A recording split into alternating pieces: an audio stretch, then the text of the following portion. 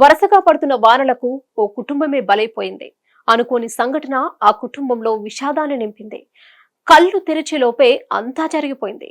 జడివాన కారణంగా ఓ తల్లి, ముగ్గురు పిల్లలు ప్రాణాలను కోల్పోయారు.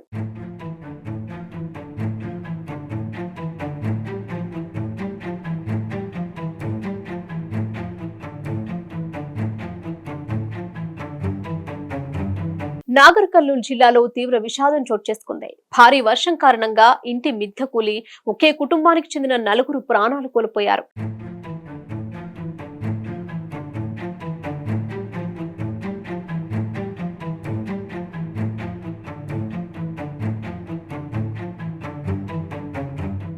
తల్లితో సహా ముగ్గురు చిన్నారులు ప్రాణాలు కోల్పోయారు.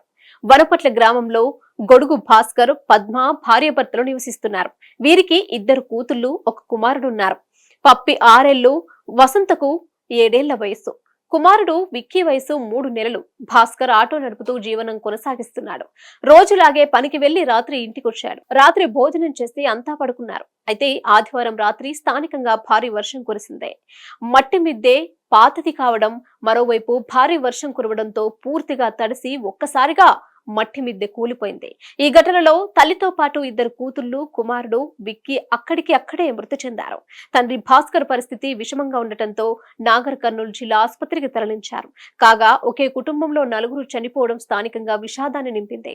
దీనిపై పోలీసులు కేసు నమోదు చేసుకుని వివరాలను సేకరిస్తున్నారు. హిట్ టీవీ యాప్ ని డౌన్లోడ్ చేసుకోండి. ఇందులో short news, live news, entertainment movies అన్ని అవైలబుల్ గా ఉన్నాయి. Please download Hit TV app. Hit TV app hit TV యాప్ని ఫ్రీగా డౌన్లోడ్ చేసుకోండి.